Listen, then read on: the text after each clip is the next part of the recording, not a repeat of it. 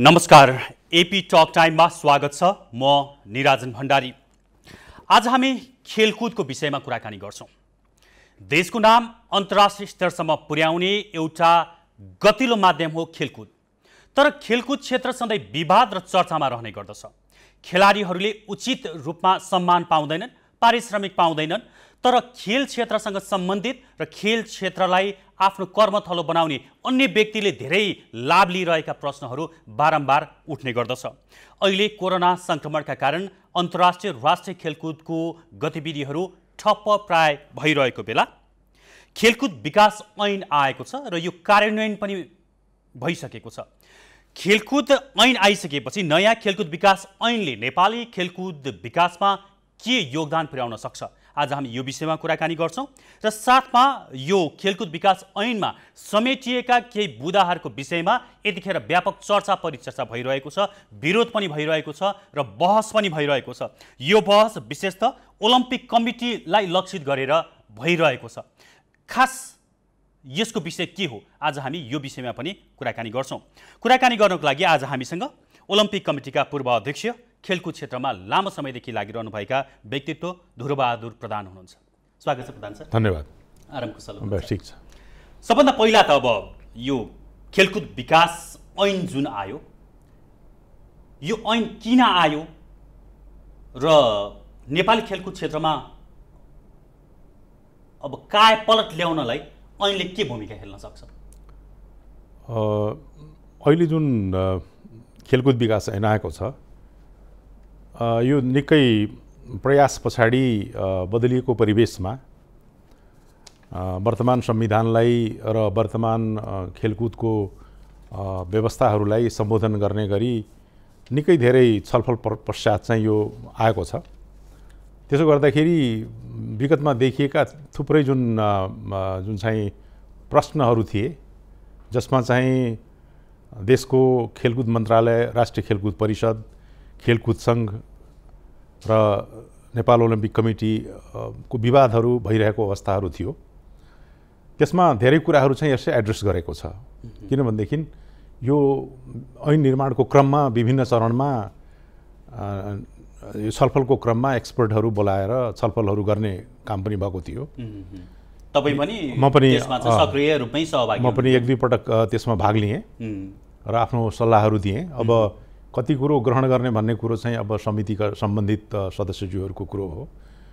अब सबै कुरो चाहिँ अन्तर्राष्ट्रिय मापदण्ड अनुसार हुन्छ नै भन्ने कुरा चाहिँ अब हाम्रो परिवेशमा सक्ने अवस्था चाहिँ एक्सेप्ट नगर्ने कुराहरू होलान्। किनकि हाम्रो जुन चाहिँ अब यसलाई सञ्चालन गर्ने बहुदलीय राजनैतिक व्यवस्था भएको कारणले विभिन्न राजनैतिक दलको पनि केही इन्ट्रेस्ट भइरहेको हुन्छ, जो सत्तामा रहन्छन्।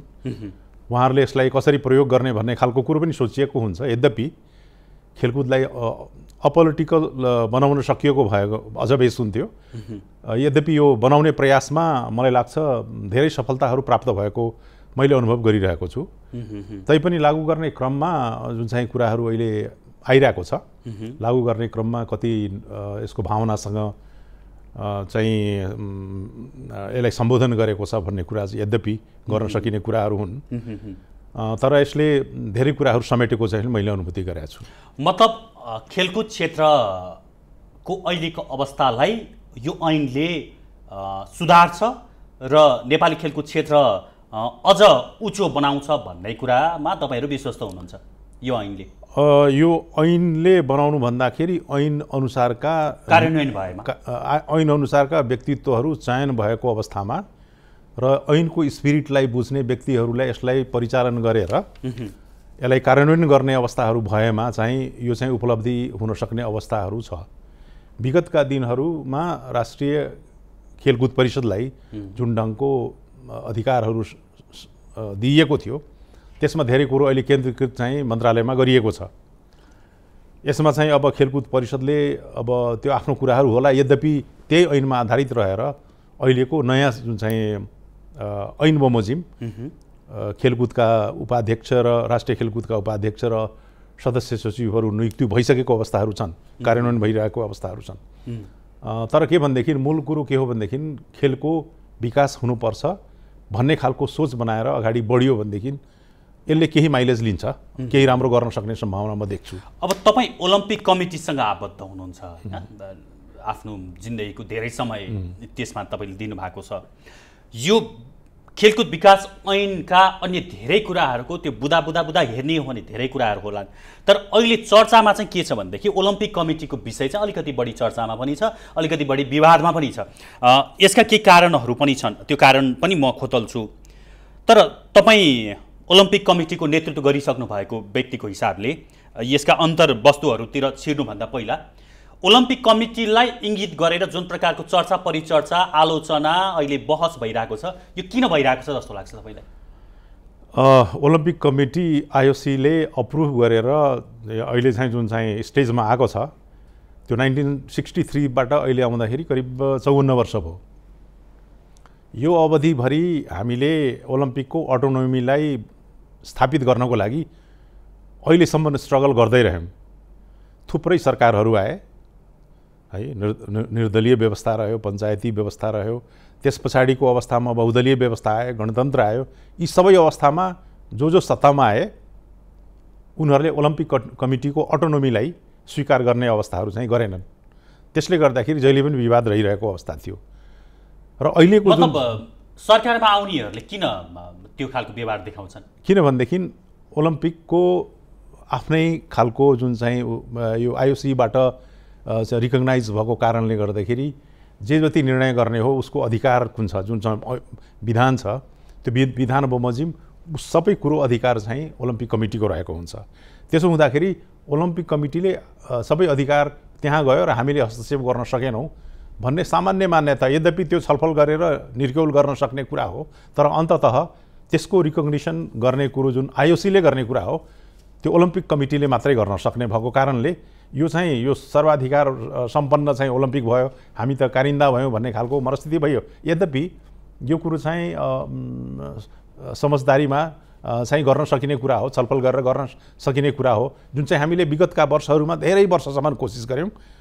अहिले जुन सरकार अहिले आयो जसले ऐन यो निकाल्यो, ऐन चाहिँ लागू भयो, त्यसमा चाहिँ ओलम्पिक कमिटीलाई यत्रो वर्षको स्ट्रगल पछाडि रिकग्नाइज गर्यो कि इन्टरनेसनल ओलम्पिक कमिटीबाट रिकग्नाइज भएको ओलम्पिक कमिटीलाई मात्र सरकारले अब मान्यता दिन्छ र त्योसँग काम गर्नेछ भन्ने कुरा।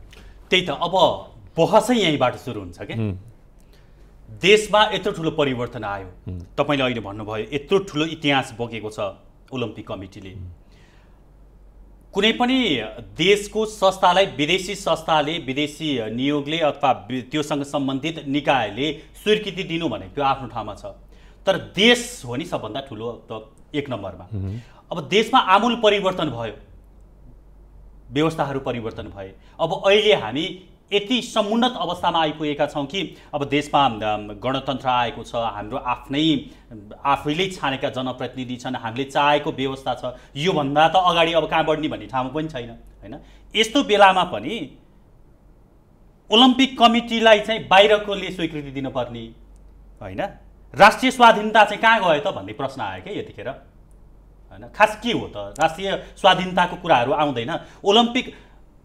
अन्तर्राष्ट्रिय ओलम्पिक कमिटीले स्वीकृति दिएकोलाई चाहिँ मान्य हुने भन्ने कुरा हुनुको मतलब त तपाईँ पनि ओलम्पिक कमिटी खोल्नुहोस्, म पनि ओलम्पिक कमिटी खोल्छु, अर्को व्यक्तिले पनि खोल्नुहुन्छ र अन्तर्राष्ट्रियलाई जसलाई मनपर्छ उसलाई स्वीकृति दिन्छ भने देशको स्वाधीनता र देशको कानुनको त धद्दी उड्यो नि भन्ने कुरा हो नि अहिलेको बहस हो। यो विषयमा तपाईँको जवाब चाहिँ के हो त? मेरो जवाब यहाँले राख्नुभएको जुन प्रश्न छ बडा महत्त्वपूर्ण प्रश्न, यही कुरो बुझाउनलाई मेरो 20 वर्ष लाग्यो। 20 वर्षसम्म मैले सत्तासीन तात्कालीन जुन प्रशासकहरू थिए तिनीहरूलाई यही कुरो बुझाएँ कि अन्तर्राष्ट्रिय ओलम्पिक कमिटीसँग जो एफिलिएट छ, जसलाई रिकग्नाइज गरेको छ, त्यो मात्रै आधिकारिक हो, त्यो अरू कोही होइन।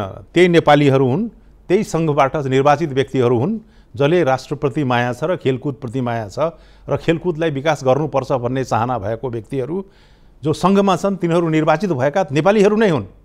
त उनीहरूले गरेको काम अराष्ट्रिय भएर परिवर्तनसँग छैन भन्ने कुरा छैन, किनभनेदेखि ऊ सबै संलग्न चाहिँ राष्ट्रिय सङ्घहरूमा संलग्न भएका व्यक्तिहरू छन्। त्यो नबुझाउन सक्दा आफू खुसी गर्न पाएन भनेदेखि त्यो कुरो चाहिँ ओलम्पिक कमिटीसँग सबैको असन्तुष्टि के रहिरह्यो भनेदेखि उसले विदेशीको स्वीकृति लिनुपर्ने होइन। यदि कुनै खेलाडीहरू छनौट भयो भनेदेखि त्यो क्वालिफाई हुनको लागि विदेशी कम्पिटिसन गरेरै उसको नियम बमोजिम छनौट भएर गएको हुन्छ र त्यो छनौट भएको हुन्छ। यसमा विदेशीको स्वीकृति लिनुपर्ने केही होइन, यो रेकमेन्डेसन होइन। स्वीकृति होइन, मतलब मान्यता। एकछिनलाई मान्नुहोस्, लामो समय नेपालमा 2वटा ओलम्पिक कमिटी पनि सक्रिय भए, यद्यपि अहिले त्यो विवादको अन्त्य भयो होइन। अब त्यसका अन्तर्वस्तुहरू धेरै छन्, कुराहरू धेरै छन्, त्यो हामी अहिले गर्दै गरौँ न। 2वटा ओलम्पिक कमिटी हुँदाखेरि पनि अब कुरा के भयो भने अन्तर्राष्ट्रियको मान्यता कसले लिने त भन्ने कुरा आउँछ। एउटा अध्यक्ष भन्नुहुन्छ हामी हो, अर्को अध्यक्ष भन्नुहुन्छ हामी हो। अब अन्तर्राष्ट्रिय ओलम्पिक कमिटीलाई चाहिँ मलाई मान्यता दे भन्ने लबिङ त दुवै अध्यक्षले दुवै कमिटीले गर्ने भयो हो। आफू लड्ने काम त भयो होइन। मतलब के हो भने उसले जसलाई यो ठिक हो भने त्यही नै चाहिँ ओके हुने भन्ने नियम त ठिक भएन नि भन्ने कुरा हो नि त। यसो हो, जो जहाँसँग नेपालको नियम कानुन सङ्गत को छ भन्ने कुरा पो प्रमुख हो त। होइन, त्यो नेपालको नियम कानुन हामीले मान्दैनौँ भन्ने कुरो होइन, ओलम्पिक कमिटीले मान्दैन भन्ने कुरो होइन। सबै नेपाली छन्, नेपालको ऐन कानुन मान्छन्, सर्वोपरि त नेपालै हो। यद्यपि के हुन्छ भने जुन संस्थासँग हामी आबद्ध रहन्छौँ त्यो संस्थासँग एफिलिएट भएर प्रकाशित गरेको जुन विधान हुन्छ त्यो स्वीकृति विधान बमोजिम जुन निर्वाचन भएको हुन्छन्, निर्वाचन पद्धतिबाट आएको व्यक्तिहरूलाई उसले रिकगनाइज गर्छ, अरूलाई गरिने होइन। त्यो पनि खुला पहिलो निर्वाचनहरूमा सबै मिडियाको अगाडि नै निर्वाचन भएको अवस्था। निर्वाचन त त्यो हेर्दाखेरि सबै प्रक्रिया गतै हुन्छ, त्यसमा कुनै डाउट भएन होइन। अब त्यो निर्वाचनमा कसरी को चुनिन्छ, निर्वाचन गर्नुभन्दा अगाडि पछाडि कति चलखेल हुन्छ भन्ने आफ्नो ठाउँमा छ हो। तपाईँले भने जस्तै हेर्दाखेरि त्यो एउटा वैधानिकता चाहिँ त्यसले पाउँछ, ठिक छ। त्यो वैधानिकता होइन, त्यो यस्तो खालको कुरो भन्दाखेरि अब मलाई लाग्छ धेरै जसो चाहिँ फेयर गर्ने कुराहरू नै रहन्छन् र त्यो नेपालबाटै भएको हुन्छ। त्यस कारण यो कुराहरूमा जुन चाहिँ पहिलेको विवाद थियो कि जुन चाहिँ खेलकुदका खेलाडीहरू, प्रशिक्षकहरू र अफिसियलहरू जो चाहिँ रेकमेन्डेसन नेपाल ओलम्पिक कमिटीले गर्छ त्यसलाई मात्रै उसले रिकगनाइज गर्छ, किनकि उसले चिनेकै नेपाल ओलम्पिक कमिटीलाई हुन्छ। त्यस कारण त्यसलाई गर्छ। त्यसमा चाहिँ देशभित्रका अन्य जुन संस्था, सरकारी संस्थाहरू छन्, चाहे त खेलकुद मन्त्रालय होस् अथवा राष्ट्रिय खेलकुद परिषद होस्, सबै कुरो तयारी गर्ने, ओलम्पिकले चाहिँ गर्दाखेरि हुन्छ भन्ने खालको जुन कुरो हुन्छ नि, त्यो बुझाइले गर्दाखेरि अलिकति अप्ठ्यारो पर्ने कुराहरू चाहिँ यहाँ महसुस हुन्छ। र त्यही हुँदाखेरि अहिलेसम्म जुन छ नि यो ऐन जुन प्रकाशित भयो, अहिले लागू भयो, यो ऐन आए पछाडि अलिकति यसले चाहिँ बाटो खोलिदियो। फेरि त्यो यसमा विवाद गर्ने धेरै कुरो मलाई लाग्छ अब धेरै विवाद गर्नुपर्ने अवस्थाहरू छैनन्, किनकि अब यो भइसकेपछि यसले र ओलम्पिक कमिटीमा बसेका साथीहरू जुन रहन्छन् अब आउँछन्, त्यो पनि प्रक्रियागत रूपमा नेपाल ओलम्पिक कमिटीमा छानिएर जान्छन् र सरकारका अन्य संयन्त्रहरूसँग मिलेर अगाडि जानै पर्ने हुन्छ, किनकि अन्ततः खेलाडी हुने ठाउँ नेपाल हो, नेपालकै खेलाडी हुन्छन्। उनीहरूलाई तयारी गर्ने क्रममा जुन अन्तर्राष्ट्रिय सम्बन्ध स्थापित गरेर प्रशिक्षणहरू दिने, उच्च स्तरीयका प्रशिक्षकहरू ल्याउने, जजेसहरू ल्याउने आदि कुरा गर्ने अधिकार सरकारलाई हुँदैन, सरकारले सक्दैन। सके पनि उसको सम्बन्धित इन्टरनेसनल जुन फेडरेसन हुन्छन् त्यसबाट ल्याउनु पर्ने भएको हुने, अन्ततः गत्वा जुन इन्टरनेसनल एफिलिएट भएको हुन्छ त्यसैबाट मात्रै आउने भएको कारणले यसमा मेरो त्यसमा त कसैको केही कुरा भएन। मात्रै कुरा के हो भने ठिक छ, त्यो ओलम्पिक कमिटीले अन्तर्राष्ट्रिय मान्यता अनुसार सबै चिज त्यो गर्नै पर्यो होइन। तर त्यो सबै चिज गर्दा सरकारलाई पनि जानकारी गराउने, सरकारको स्वीकृति पनि लिने, अथवा सरकारसँगै अब तपाईँको नेपालको प्रतिनिधित्व नै गर्ने भयो नि त उसले त होइन। एक हिसाबले नेपाल सरकारले गर्ने कामै गर्ने भयो उसले। त्यस कारणले गर्दा ओलम्पिक कमिटीलाई चाहिँ अरू केही पनि नियम नलाग्ने, सरकारले स्वीकृति लिन नपर्ने, जति पैसा आए पनि खुरखुरी लिन पाइने, त्यसको चाहिँ नि राम्रोसँग हिसाब किताब पनि राख्न नपर्ने, अरूलाई चाहिँ पर्ने भन्ने कुरा आउँछ नि त। अब विगतदेखि त्यस्तै देखिन्छ। विगत त्यो त धेरै कुरो ट्रान्सपेरेन्ट छ अहिले, किनकि मिडियाको अगाडि सबै कुरो रहन्छन्। अब के कति सहयोगहरू प्राप्त हुन्छ र कसरी त्यसलाई चाहिँ यो प्रयोग गरिन्छ त्यो कुरो ट्रान्सपेरेन्ट गर्नमा नेपाल ओलम्पिक कमिटीलाई पनि दुविधा मान्नुपर्ने अवस्था छैन। तर जस्तै जहाँसम्म इन्टरनेसनल फेडरेसनको अन्तर्गत रहेका जति पनि अन्य खेलकुद सङ्घहरू छन्, सङ्घहरूले बहुत न्यूनतम मात्रामा मात्रै सहयोगहरू प्राप्त गर्छन्, जबकि धेरै जसो तयारीको क्रममा देशको मन्त्रालय, राष्ट्रिय खेलकुद परिषदबाट तयारी गर्ने क्रमहरू हुन्छन्, उहाँहरूको महत्त्वपूर्ण भूमिका छ तयार गर्ने क्रममा। तैपनि अब सर्टेन लेभलसम्म चाहिँ इलिट लेभलमा पुगिसकेको खेलाडीहरूलाई अझ माथि लैजानलाई त्यो कुरो ओलम्पिकको सहयोग पनि चाहिन्छ। आइओसीले मद्दत गर्छ, आइएफले मद्दत गर्छ, त्यो गरेपछि त्यसको स्तर अझ राम्रो हुन आउँछ। यद्यपि यी सबै अवस्थाहरूमा नेपाली खेलाडीहरू नै अगाडि बढाइएको अवस्थाहरू चाहिँ हुन्छन्। त्यसकारण यसमा विवाद कहाँनिर आउँछ भनेदेखि यसलाई चाहिँ कसैले मान्न नपर्ने, यसलाई चलाउन हो, कसैले यसलाई चाहिँ 4 वर्षसम्ममा जुन निर्वाचित भइसकेका छन् त्यो उसको विधान बमोजिम जुन चाहिँ निर्वाचन हुन्छ त्यो अवधिमा सरकारले कुनै खालको उसलाई चाहिँ हस्तक्षेप गर्न पाउँदैन भन्ने कुरो चाहिँ निश्चित रूपमा हो। त्यही त अब यहाँ अहिले पछिल्लो समयमा के एमसिसी को सहयोग लिने कि नलिने भन्ने विवाद चाहिँ राष्ट्रिय स्तरमा उठिरहेको छ। यद्यपि अहिले त्यो अलिकति कोरोना सङ्क्रमणको कारणले गर्दाखेरि त्यो ओझेलमा छ। यो त एमसिसी भन्दा नि खतरा भयो भन्छन् के मान्छेहरू, होइन? ओलम्पिक कमिटीको कसैको सहयोग जतिले पनि भयो, सरकारसँग स्वीकृति पनि लिन परेन, केही पनि गर्न परेन, सरकारभन्दा पनि माथि भएको जस्तो भयो। अब सहयोग त्यो व्यक्तिहरूले दिन्छन् जसले आफ्नो इन्ट्रेस्ट यहाँ पुरा गर्न खोजिरहेका हुन्छन् खेलकुदको माध्यमबाट। त्यस कारणले अलिकति खतरा बढी भयो। एमसिसी त के हो र, यो पो बढी खतरा हो भन्छन् कि मान्छेहरू। त्यसो कुरो होइन, यो बुझाइमा मात्रै खतरा हो। मतलब तपाईँहरूले बुझाउन नसक्नु भएको अहिले? हामीले बुझाइरहेकै हो, बुझ्नेले बुझ्न इच्छा नगरेको। एमसिसी पनि त्यही हो, बुझ्न नचाहेको हो। बुझेपछि यो त केही रहन्छ भन्ने कुरा हो। जसले लगानी गर्छ उसको एकाउन्टेबिलिटी के हुन्छ भने त्यसप्रति हुन्छ लगानी गरेको खर्चको हिसाब। नेपालको कानुन बमोजिम नहुने, हामीले आफू खुसी खर्च गर्न नपाउने भन्ने कुरा त्यही हो। उसले गरेको खर्च पहिल्यैदेखि योजनाबद्ध ढङ्गले जुन प्रस्तुत गरिएको हुन्छ त्यो बमोजिमको उसले चाहिँ सहयोग गर्छ। त्यो सहयोग गरे बापतको जति पनि अकाउन्ट बुझाउनु पर्ने हामीले बाध्यताकारी हिसाबले बुझाउनै पर्ने हुन्छ। त्यो कुरो बरु चाहिँ केमा बुझाइयो भन्ने खालको कुरो, यो प्रश्नको कुरो हो, त्यो चाहिँ ट्रान्सप्यारेन्ट गर्न नसकिने अवस्था चाहिँ होइन। त्यस कारण यो एमसिसी र ऊ फरक कुरो होइन। जहाँबाट जसले पैसा दिन्छ उसको हाम्रो एकाउन्ट तिमीहरूले बुझाउनुपर्छ भन्ने कुरा हो। यहाँ विवाद एमसिसीमा पनि त्यही हो, ओलम्पिक कमिटीको विवाद पनि त्यस्तै खालको निकालिरहन्छ। अब यो खेलकुद विकास ऐन आयो, सँगसँगै अब ओलम्पिक कमिटीमा यो सहयोग लिने विषयमा पनि कुरा आयो। जहाँ पैसा अलिकति बढी हुन्छ त्यहाँ सबैको आँखा पनि लाग्छ, त्यहाँ कुरा पनि हुन्छ, चर्चा परिचर्चा हुन्छ, त्यो स्वाभाविक पनि छ। अलिकति म तपाईँलाई इतिहासतर्फ लग्न चाहन्छु।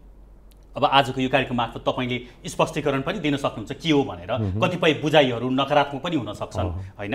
यो अहिले जुन प्रकारको नियम बन्यो, यो नियम बन्नुको पछाडि चाहिँ लामो एउटा इतिहास र पृष्ठभूमि छ भन्छन् के मान्छेहरू। अब तपाईँसँग म त्यसको जवाफ माग्छु। जस्तो ओलम्पिक कमिटी जुन थियो त्यो रुक्म शमशेर जबरा अध्यक्ष हुनुहुन्थ्यो। जतिखेर सर्वोच्चमा चाहिँ तपाईँ महासचिव हुनुहुन्थ्यो नि, त्यतिखेर तपाईँहरूले खारेज गर्न अथवा त्यो अवैधानिक के भनेर मुद्दा हाल्नुभयो। कमल चित्रकार अध्यक्ष हुनुहुन्थ्यो, खिलराज रेग्मीको पालामा त्यो खारेज भयो। त्यो मतलब रुक्म शमशेर राणाको पक्षमा अदालतले फैसला गर्यो। त्यसपछि तपाईँहरू पुनरावेदन जानुभयो, त्यहाँ पनि खारेज भयो।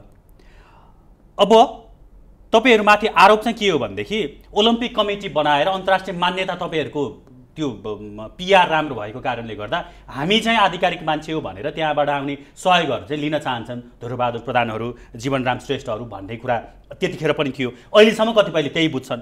त्यसपछि के रहेछ भने इतिहास मैले हेर्दै जाँदा नेपाल ओलम्पिक कमिटी भनेर तपाईँहरूले कम्पनी रजिस्टर कार्यालयमा दर्ता पनि गर्न खोज्नुभयो। त्यतिखेर युवराज लामा सदस्य सचिव हुनुहुन्थ्यो, उहाँले रोकिदिनु भयो भन्ने कुरा छ। अब यो भित्री कुरा के हो म जान्दिनँ। यहाँ नभएपछि तपाईँहरू मकवानपुर जानुभयो, त्यहाँ पनि सङ्घ संस्था ऐन 2034 अनुसार जिल्ला प्रशासक कार्यालयमा दर्ता गर्न खोज्नुभयो, त्यहाँ पनि भएन दर्ता। त्यसपछि तपाईँहरू डोटी जानुभयो, डोटीमा राष्ट्रिय ओलम्पिक कमिटी भनेर खोल्नुभयो, होइन? अब तपाईँ अध्यक्ष हुनुभयो, जीवनराम श्रेष्ठ महासचिव हुनुभयो त्यसको। अब त्यसपछि 7 दिनमा अधिवेशन गर्नुभयो, हामी नै अध्यक्ष हो भन्ने, हामी नै आधिकारिक हो भन्दै हिँड्नुभयो र यो विवादले एउटा ठुलो रूप लियो। यद्यपि अहिले त्यो विवाद अन्त्य भयो र अन्तर्राष्ट्रिय स्तरसम्म तपाईँहरूको पहुँच थियो र अहिले यो नियम पनि जीवनराम श्रेष्ठ हुनुहुन्छ अध्यक्ष। अब लगभग 8-10 लाख डलर विदेशबाट आउँदो रहेछ, होइन, वर्षको। त्यो पैसाको कारणले हो ध्रुवबहादुर प्रधान र जीवनराम श्रेष्ठहरू चाहिँ पहिलादेखि नै यसरी लागि परिरहेका छन् भन्छन् कि यो नियम बन्ने बेलासम्म। अब तपाईँले अहिले पनि भन्नुभयो, 2-4 चोटि म मिटिङमा पनि गएँ, मेरो कुराहरू पनि राखेँ भन्नुभयो।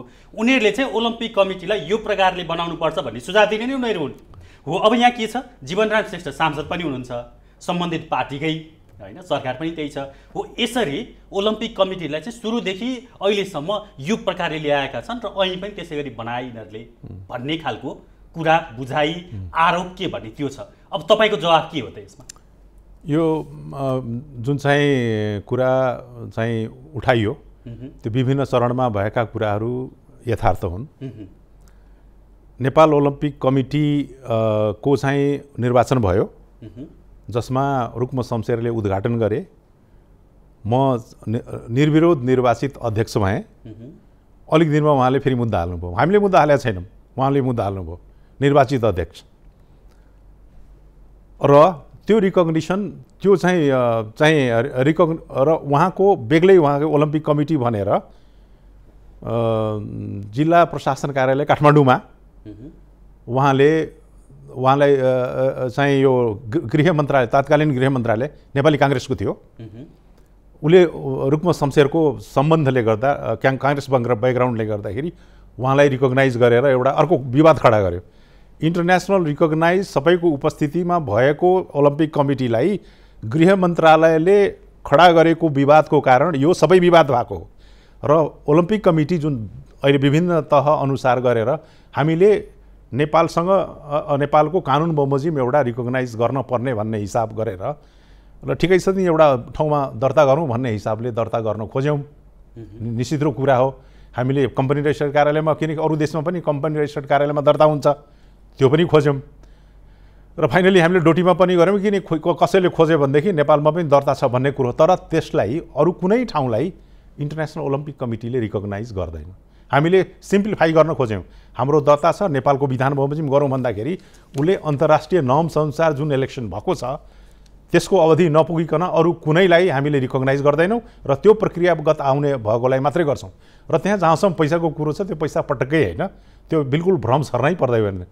सुरुमा जब मैले प्रारम्भ गरेँ ओलम्पिक कमिटी, त्यसमा वार्षिक खर्चको रूपमा अफिस चलाउनु भनेर $20,000 आउँथ्यो। 20 लाख रुपियाँ भयो, 20 लाख। त्यस पछाडि 30,000 40,000 अलि पहिलाको कुरा भयो होइन। अहिलेसम्म आइपुग्दाखेरि मलाई लाग्छ 40,000 भन्दा बढी छ जस्तो लाग्दैन मलाई। मान्छे त $5 लाख प्लस आउँछ भन्छन् त, फेरि $5 लाख प्लस वर्षको चाहिँ दिइरा छैन। त्यो अहिले मलाई लाग्छ अहिलेको सबै मलाई त थाहा छैन, तर 5 लाख त दिने प्रश्नै छैन। बरु दिने कसलाई दिन्छ भनेदेखि जस्तै सोलिडारिटी कोर्सहरू हुन्छन्। कोर्सहरू हुँदाखेरि सम्बन्धित जुन सङ्घले कोर्स पाउँछ त्यो कोर्स चलाउनलाई उसलाई चाहिँ $8,000 देखि $10,000 दिन्छ र उसले त्यो व्यवस्था सबै सञ्चालन गरेको पैसा उसैले दिन्छन्। त्यो चाहिँ ओलम्पिक कमिटीले चलाउने होइन। मलाई लाग्छ अहिले पनि व्यवस्था त्यही होला। अलिक दिनुभयो, म त्यहाँ त्यसको कति रकम आउँछ होइन भने मलाई यहाँ भन्न केही अप्ठ्यारो छैन। जम्मा त्यो सञ्चालन गर्न एउटै कुरा के सबैले चाहिँ अलिकति रिस गर्ने भनौँ, नेपाल ओलम्पिक कमिटीका प्रेसिडेन्ट र सेक्रेटरी जेनरल जाँदाखेरि त्यहाँ VVIP ट्रिटमेन्ट चाहिँ प्रत्येक देशले दिन्छ, एक्सेस पनि सबै हुन्छ। त्यो कुरो चाहिँ निश्चित हो। त्यसकारण पनि अब 5 स्टार 7 स्टारहरूको बसाइ हुन्छ, त्यो पनि कुरो हो। PSO खटिन्छन्, ड्राइभर दिन्छन्, गाडीहरू सबै हुन्छन्, त्यो पनि कुरो हो। र यहाँसम्मको कुरो के, हाम्रो इन्भिटेसनमा देशको जुन चाहिँ गेस्टहरू जान्छन् नि, चाहे राष्ट्रपति जाउन् चाहे प्रधानमन्त्री जाउन्, नेपाल ओलम्पिक कमिटीको गेस्ट भएर जान्छन्। मलाई सम्झना छ, मैले पुष्पकमल दाहाल त्यतिखेर प्राइम मिनिस्टर हुनुहुन्थ्यो नेपालको, भर्खरै हुनुभएको थियो। उहाँलाई चाइनामा इन्भाइट गरेको थिएँ मैले, बेजिङ ओलम्पिकमा। उहाँ जानुभयो, नेपाल ओलम्पिकको गेस्ट भएर जानुभएको थियो। त्यस कारण चाहिँ अब उनलाई दिने प्रोटोकल जुन छ त्यो प्रधानमन्त्रीको पाउनुहुन्छ, सिक्युरिटी पाउनुहुन्छ, भिन्दै कुरा होइन भने हाम्रो गाडी चढ्ने, जस्तै मैले T2 पाएको थिएँ भने उहाँको गाडी T3 थियो, गेस्टको गाडी थियो। भने मतलब त्यो प्रकारको आकर्षण छ, त्यो किसिमको भएको कारणले यो अलिक बढी कुरा हो। त्यो बस्ने व्यवस्था, त्यसको जुन चाहिँ अब अलिकति देखिन्छ नि बाहिर जाँदाखेरि जुन सम्मान देखिन्छ, त्यो फरक खालको भएकोले मात्रै कुरा हो। र ती जुन बाहेकका मान्छे छन्, ओलम्पिक फ्यामिलीदेखि बाहेकको मान्छेहरूको खर्चको कुरो चाहिँ आफ्नै देशले गर्नुपर्ने अवस्थाहरू हुन्छ। अब ठिकै छ, तपाईँले त्यो कुरा प्रश्न पार्नुभयो। अब यो खेलकुद विकास ऐनको दफा 26मा को 3मा राष्ट्रिय मान्यता पाउन अन्तर्राष्ट्रिय संस्थाबाट मान्यता लिनुपर्ने व्यवस्था भन्ने त्यहाँ एउटा रहेछ, अनि त्यसमा अहिले विवाद छ, एउटा कुरा। र अर्को कुरा, त्यो सँगसँगै दफा 37 को 2मा जुनसुकै कुरा अगाडिको कुराहरूलाई इङ्गित गर्दै जुनसुकै कुरा लेखिएका भए पनि नेपालमा चाहिँ ओलम्पिक कमिटी गठन गर्न सकिने भन्ने जस्तो कुरा रहेछ। अब यसले गर्दा भविष्यमा जस्तो मान्नुहोस् तपाईँ सधैँ यसमा सक्रिय हुनुहुन्न, जीवनराम श्रेष्ठ पनि हुनुहुन्न, अथवा रुक्म शमशेर राणा पनि नआउनु होला, अर्को मान्छे आउला, तपाईँहरूभन्दा राम्रो PR अन्तर्राष्ट्रिय छवि भएका व्यक्ति आउलान् होइन। र ओलम्पिक कमिटीमा फेरि थप विवाद गरौँ र हामी चाहिँ त्यहाँबाट चाहिँ स्वीकृति प्राप्त संस्था बन्न सक्छौँ भनेर भोलि अर्को मान्छे निस्केलान्। यसले गर्दा ओलम्पिक कमिटीको भविष्य सुन्दर बनाएको छ कि झन् गन्जागोल बनाएको छ यो ऐनको यो नियमहरूले? त्यो बुँदा नराखिदिए हुन्थ्यो, त्यो थप दिएको कुरा होला र चाहिँ झुक्याएर र चाहिँ मैले मान्यता गरिहाल्छु भन्ने हिसाबले कुनै ओलम्पिक कमिटीले त्यो गर्न सक्दैन अब, होइन? कुनै संस्था खडा गरेर गर्न सक्ने अवस्थै होइन अब, किनकि धेरै लामो इतिहास पछाडि मतलब अब फेरि कुनै नाममा अगाडि पछाडि पुच्छर अथवा केही सब टाइटल झुन्ड्याएर ओलम्पिक कमिटी अर्को बन्छ भन्ने त्यस्तो कुनै सानो अंश पनि छैन तपाईँको बुझाइमा? सम्भावनै छैन, पटक्कै सम्भावना छैन। त्यो पनि अब नेसनल ओलम्पिक कमिटी भनौँ, नेपाल ओलम्पिक कमिटी, उसले रिकगनाइज नगरेर, रेकमेन्ड नगरेर अन्तर्राष्ट्रिय ओलम्पिक कमिटीले कसैलाई रिकगनाइज गर्दैन। रिकगनाइज गर्दैन भने त उसलाई मात्रै चिन्दछ अब, जसले उसको उपस्थितिमा भएको निर्वाचित पदाधिकारीलाई मात्रै उसले चिन्छ र अर्को कुरो होइन। फेरि ऊ चाहिँ नेपालमा केही कुरो थोपरिने कुरो पनि होइन, सिम्पली उसले के भन्छ, विवाद भएको अवस्थामा यस्तो पनि आयो, नेपाल ओलम्पिक कमिटी सस्पेन्सनको अवस्थामा पनि हामी पुग्यौँ, बडो अप्ठ्यारो, धेरै अप्ठ्यारो अवस्था पनि आयो। त्यो अवस्थामा उसले सिम्पली कुरो गरे, फाइनली कुरो भन तिम्रो नेपाल ओलम्पिक कमिटी हामीसँग अफिलिएट भएर काम गर्न चाहन्छ कि चाहँदैन? उसले सिम्पली भन्यो होइन केही छैन, चाहन्न भने विल पुल आउट, हामी जान छोडिदिन्छौँ भने तिम्रो गर्दै गर, नेपालमा जति खेल्दै गर। अन्तर्राष्ट्रिय त के छ र, नेपाल जस्ता त कति देश छन्, घाटा त नेपाललाई हो, तर हामी आन्तरिक रूपमा लड्यौँ भने घाटा त हामीलाई नै हुन्छ, होइन? तर यो स्थापित गरिसकेपछि उसले पनि आफ्नो एउटा चाहिँ किनभनेदेखि नेपाल एउटा महत्त्वपूर्ण देशको रूपमा आइओसीलाई लिने गरेको छ, त्यस कारण चाहिँ हामीले लुज गर्न पनि चाहन्न। धेरै पटक आए, प्रधानमन्त्रीसँगको भेटघाट, अन्य ठाउँहरूको भेटघाट सबैसँग गरेर कन्भिन्स गर्न कोसिस गरे, तर सम्भव भएन। मतलब भोलिको दिनमा ओलम्पिक कमिटीको विवाद यो खेलकुद विकास ऐनले अझ ब्याउँत्याउँछ अथवा भोलि त्यस्ता मान्छेहरू आउँछन् भन्ने त्यो सम्भावना रहेन? तपाईँले त्यो प्रश्न रूपमा त्यो मैले स्पष्ट रूपमा त्यही भने, किनकि यति ठुलो लामो यात्रा तय गरिसकेपछि अहिलेको जुन सदन छ, अहिलेको जुन सरकार छ, त्यसले चाहिँ पोजिटिभ रूपमा यसलाई चाहिँ भर्खर ओलम्पिक मुभमेन्टलाई थाहा पायो भन्ने खालको कुरो छ। तर थाहा पाउने बित्तिकै ओलम्पिक कमिटीले जथाभावी गर्ने कुरो पनि भएन, किनकि हाम्रो सबैको उद्देश्य के हो भनेदेखि राम्रा र सक्षम खेलाडीहरूलाई तयार गरेर इन्टरनेसनल खेल मञ्चमा प्रस्तुत गर्ने कुरा हो। त्यो राष्ट्रको पूर्ण रूपमा सहयोग चाहिन्छ, राष्ट्रिय खेलकुदको पूर्ण रूपमा सहयोग चाहिन्छ र उहाँले तयार गरेको कुरोलाई नै हामीले अगाडि बढाउनु पर्ने भएकोले त्यो समझदारी विकसित हुनलाई त ठुलो कि म ठुलो भन्ने कुरो हुँदैन भन्ने कुरो। अब हामी अन्त्यमा छौँ, 1 मिनट जतिमा। तपाईँ अब यो ओलम्पिक कमिटीको नेतृत्व सम्हालेर बस्नु भएको मान्छे, कोरोनाको कारणले गर्दा खेलकुद गतिविधि ठप्प प्राय छन्, अब कोरोनाको सङ्क्रमण बिस्तारै अन्त्य भएर खेलकुद गतिविधि सञ्चालन हुन थालेपछि नेपालले प्रारम्भिक चरणमा गर्नुपर्ने कुरा के देख्नुहुन्छ खेलकुद क्षेत्रको विकासलाई एकदम संक्षेपमा? अहिले यसभन्दा अगाडि पनि नेपाल ओलम्पिक कमिटीले चाहिँ अर्गनाइज गरेको थियो मिटिङ, भर्चुअल मिटिङ थियो। त्यसमा सल्लाह मैले के दिएको थिएँ भनेदेखि जुन चाहिँ पोटेन्सियल र अलिकति यो ओलम्पिकको लागि रेकमेन्ड भइसकेका खेलाडीहरू जति छन् छनौटको लागि, त्यो खेलाडीहरू तयार गर्ने क्रम अहिले चाहिँ थाल्नुपर्छ, किनकि खेलकुदको जुन रफ्तार भङ्ग भएपछि के हुन्छ भने त्यसलाई चाहिँ अगाडि ल्याउनको लागि, त्यो स्तर वृद्धि गर्नको लागि सकिँदैन, किनकि कोरोनाबाट बच्न लागि त सामान्य कुरा न हो यो, सबै त्यसैबाट सधैँ सबै बचिहाल्छन् भन्ने कुरा भन्दाखेरि 3टा कुरा जुन चाहिँ प्रसारित छन्, डिस्टेन्सिङ, होइन, अब यो चाहिँ मास्क युज गर्ने र चाहिँ सेनिटाइज गर्ने, यो 3टा कुरा मात्रै हुन्। त्यो कुरो गरेर टासी घले हुनु यो चाहिँ छन् नि त्यो होटलवाला, उनले चाहिँ म होटल पनि दिन्छु भनिसकेका थिए त्यतिखेरदेखि। अब रफ्तार ब्रेक भएको छ, किन हामीले त्यो हाम्रो धेरै माथिल्लो स्तरका खेलाडी भइसकेका छैनन्, त्यो भइसकेको कारणले त्यसलाई अझ हामीले चाहिँ तयारी गर्न सक्छौँ र केही प्रशिक्षकहरू र केही जुन चाहिँ अब भेन्यूहरूलाई सेनिटाइज गरौँ, स्टेरलाइज गरौँ र त्यहाँ चाहिँ खेलाडीहरू गरौँ भन्ने खालको कुरो हो। मलाई लाग्छ अहिलेको तत्काल प्रारम्भ गर्ने कुरो हामीले प्रशिक्षकहरूको स्तर वृद्धि र चाहिँ भेन्यूहरूलाई चाहिँ व्यवस्थापन गर्ने र चाहिँ इलिट एथलिटहरू जुन छन्, राम्रा खेलाडीहरू जुन छनौट भएर राष्ट्रिय खेलकुदबाट होस् अथवा चाहिँ अस्तिको साफ गेमबाट होस् अथवा अन्तर्राष्ट्रिय जगतको ओलम्पिकको लागि छनौटको लागि तयारी भएका खेलाडीहरू हुन्, यिनीहरूलाई अलिकति अहिलेको टर्ममा के अरे यो भन्दाखेरि क्वारेन्टिनमा राखेर भए पनि भने मतलब त्यो व्यवस्था राम्रो व्यवस्था गरेर सुरक्षित रूपमा राखेर प्रशिक्षणमा राख्न ज्यादै उपयुक्त हुन्छ अहिलेको अवस्थामा म त्यो देख्छु।